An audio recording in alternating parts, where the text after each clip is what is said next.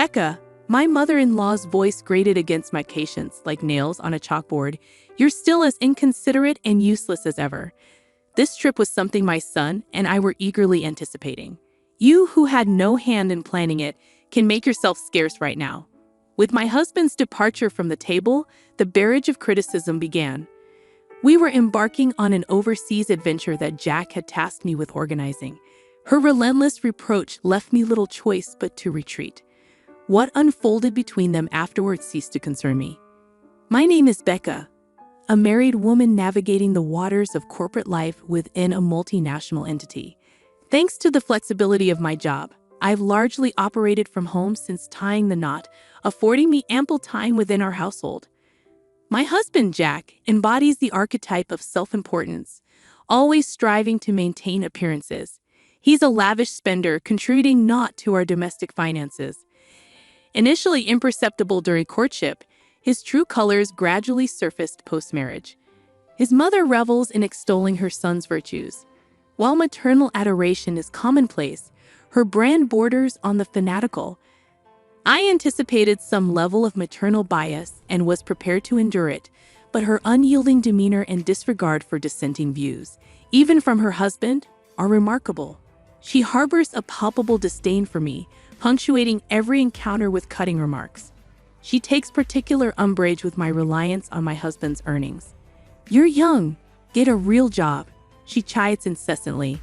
Despite clarifying my professional commitment post-marriage and the nature of my remote work, she dismisses it as inconsequential. To her, working from home equates to idleness, presuming I fritter away time gaming. Apparently, I'm a negligent wife, relegated to the realm of virtual distractions despite my domestic station. My husband, ostensibly, comprehends my work habits, yet he's never bothered to elucidate them to his mother, even when the topic arises in his presence. He opts for willful ignorance. Despite my entreaties for clarification, he evades responsibility, insisting that women ought to manage such matters independently, leaving me to bear the brunt. He even avowed his reluctance to embroil himself in any potential discord. On one occasion, my insistence for his involvement prompted him to flippantly toss a finalized divorce decree my way. The callous dismissal stung, prompting contemplation of divorce. However, the daunting prospect of divorce dissuaded me. If severing ties proved more arduous than our current predicament, acquiescence seemed the lesser evil. It dawned on me that my husband's allegiance lies squarely with his mother. It's exasperating, but I'm compelled to navigate her presence deftly while sidestepping confrontation. The notion of divorce arose not from newfound affection, but from a desire for change. Yet my husband misconstrued it as unwavering devotion, deterring him from dissolution. His inflated sense of self-importance grows more insufferable by the day. While childish pretensions can be endearing, in an adult they're simply off-putting. I've grown adept at disregarding his haughty pronouncements and feigning ignorance of his actions. Another motive lingers behind my decision to forgo divorce. Due to my husband's profession, we reside a considerable distance from my in-laws, meeting only once or twice a year. Initially, I believed I could endure such sporadic encounters. While the world buzzed with excitement over the prospect of a 9-day hiatus by strategically taking weekdays off, both my husband and I remained immersed in our respective work. American holidays held little significance for me as I tailored my schedule to international demands. For my husband, the notion of 9 consecutive days off was more abstract than calendar-bound. Thus, upon returning home from his first day back at work, he proposed an impromptu overseas trip, inspired by his colleagues who had seized the opportunity for a 9-day escapade. His enthusiasm, tinged with a hint of pride, left me bewildered and somewhat exasperated. His childlike impulsivity notwithstanding, I recognized my own yearning for travel, having not embarked on a trip that year. Hence, I tentatively suggested a domestic excursion. My rationale stemmed from my husband's lack of experience with international travel, necessitating the acquisition of a passport. With you by my side, language barriers won't pose a problem. Your linguistic prowess is impressive, he reassured me. Having studied abroad and ventured on numerous overseas escapades during my single years, I am fluent in multiple languages, proficient enough to navigate conversations in Spanish and, to a lesser extent, Mandarin. Inspired by my mother's newfound fascination with Korean dramas, I even dabbled in learning Korean alongside her. However, my proficiency remains somewhat shaky due to limited practice. While I may surpass my husband in linguistic ability, obtaining passports is no small feat, even with my language skills. I quietly proceeded with the reservations, as per my husband's instructions, while also taking on the additional task of applying for passports, booking flights, and arranging hotel accommodations. Despite the considerable effort involved, I remained committed to executing my plan flawlessly, patiently fulfilling my husband's every request to craft the perfect itinerary. On the day of our overseas journey, my mother-in-law, blissfully unaware of the behind-the-scenes effort, gleefully remarked, just as I expected from my son, "It's a lavish trip abroad. We're flying business class, aren't we?" Given my husband's penchant for self-promotion, I could envision him affirming her assumptions, boasting about his role in orchestrating the trip. In reality, however, I bore the brunt of the arrangements, while my husband remained inert, leaving everything to me. To compound matters, both of them, with scant airport experience, wandered aimlessly as I navigated the procedures alone. Even as boarding time approached, and I frantically searched for them, they showed little concern, instead attributing any inconvenience to my supposed desire to abandon them for personal amusement. The airport staff, noticing the chaos, offered to make a public announcement on my behalf, only to be met with blame from my husband and mother-in-law for not keeping them informed of the boarding gate.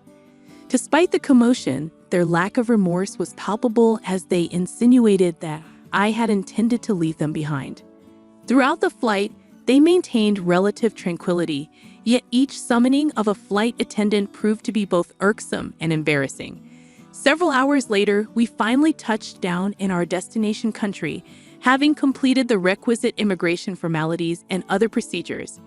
Just as I began to relax, however, at last, I looked forward to heading straight to the hotel and indulging in a well-deserved break. However, my husband abruptly turned pale and muttered, "I need to use the restroom," before thrusting his luggage into my hands and darting off. Bewildered by his sudden departure, I couldn't fathom why he alone fell ill after we consumed the same meal. It seemed ironic, considering his earlier joviality and fondness for the flight attendant.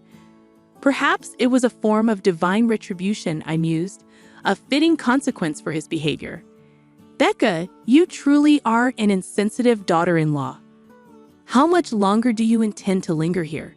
My mother-in-law's sharp voice snapped me out of my thoughts. "Pardon? This trip was planned by my son for me. It's meant to be a mother-son excursion, sans daughter-in-law. You, a non-working opportunist, have no right to enjoy this trip gratis. It's audacious of you to assume otherwise. Leave now." "Are you certain?" "Honestly, I can't say I'll have much fun with your presence here." "I see. That's unfortunate. Very well, I'll depart immediately then." Returning my husband's luggage to my mother-in-law, I kept only my carry-on and turned away from her. As I did so, I caught a glimpse of her stunned expression, a stark contrast to her earlier directive for me to leave. Suppressing a chuckle, I marveled at the irony of her reaction. Meanwhile, my husband's frequent trips to the bathroom kept our paths from crossing. Fortunately, I managed to secure a ticket back to America, boarding a flight bound for home. Initially, I had entertained the idea of finding an opportunity to return solo. Had our relationship been more amicable, I might have welcomed the chance to act as a tour guide. However, with that mother and son due, the prospect only filled me with dread and promised no benefit. I can't help but grin at the thought of my husband and mother-in-law, both limited to English, left to navigate without me. While they could rely on smartphone translation apps if they put their minds to it, I doubt my husband, with his penchant for boasting, would stoop to such measures. After safely completing a few detours, I made my way directly to the luxurious hotel where my parents awaited. Following Jack's advice to honor my parents, I treated them to a lavish trip in upstate New York. They would leisurely traverse the popular scenic route, savoring the breathtaking landscapes and culinary delights along the way. I managed to rendezvous with them ahead of schedule, much to their astonishment. As I briefly outlined the situation, they were taken aback, marveling at my compliance with Jack's unusual request. My phone incessantly buzzed with calls and messages from Jack, all of which I chose to ignore. I powered off my device, immersing myself in the day's pleasures without interruption. Upon returning home after a delightful day with my parents, I received a call from the embassy. According to their account, Jack returned from the restroom to find his mother, my mother-in-law, sitting alone. Shocked by my absence, he grew increasingly agitated. Despite his attempts to reach me, all of his calls went unanswered.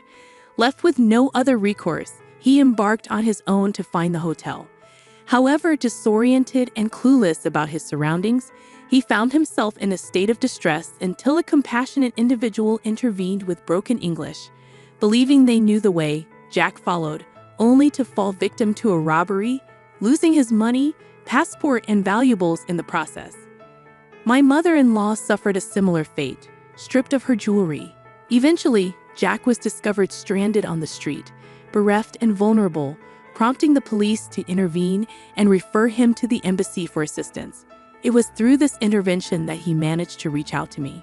The embassy official requested that I retrieve him, citing his inability to access funds due to his stolen wallet containing his bank cards. However, I found myself questioning why I, a virtual stranger, was being tasked with this responsibility. I clarified that I was no longer associated with the man in question, having retained the divorce papers he had once flippantly tossed at me. While I had initially chosen to forego divorce proceedings due to the anticipated complications, this latest ordeal had pushed me to my breaking point.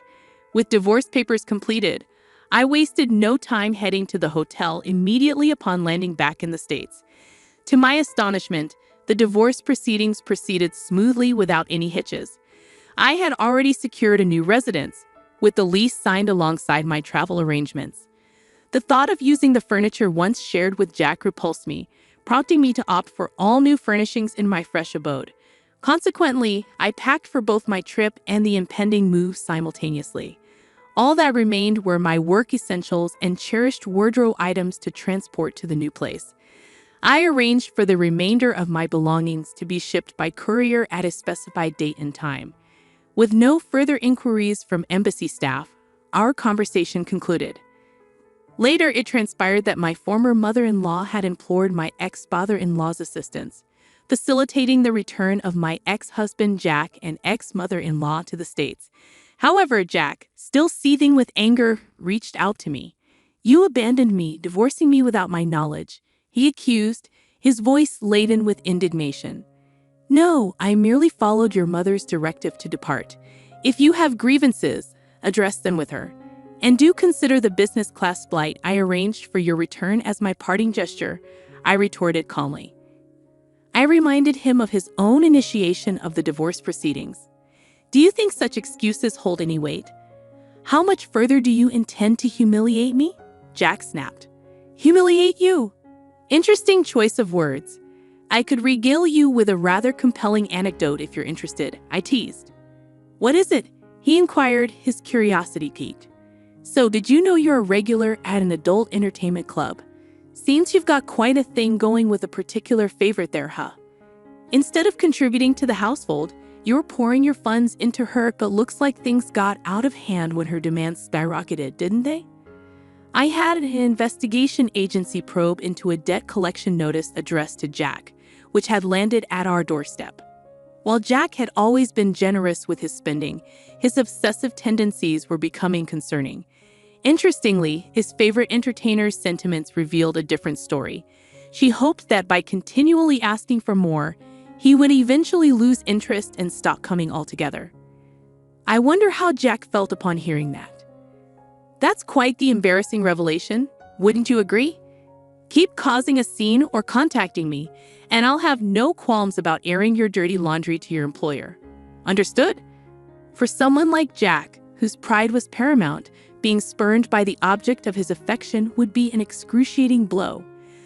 The thought of such a humiliation becoming public would undoubtedly be mortifying. Jack, who had previously been confrontational, simply responded with a weak, Understood, before abruptly ending the call. A few days later, my ex-father-in-law reached out to me. He disclosed that he, too, had severed ties with my ex-mother-in-law.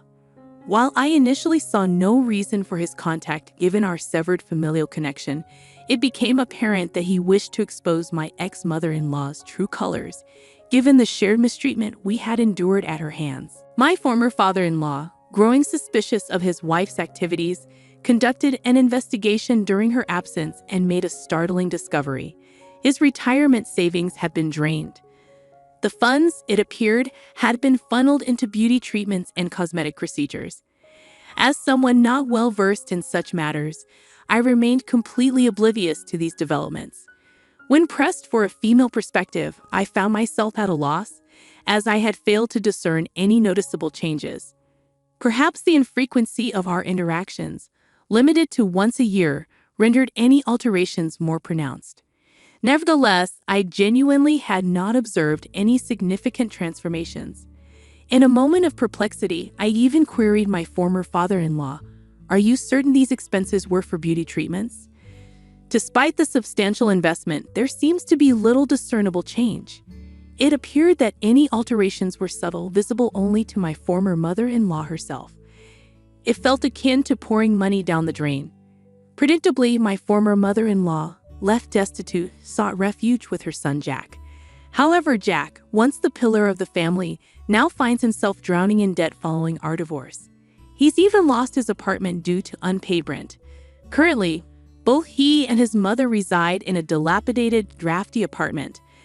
Despite their dire circumstances, his mother shows no inclination to seek employment and adamantly refuses to forego her beauty treatments.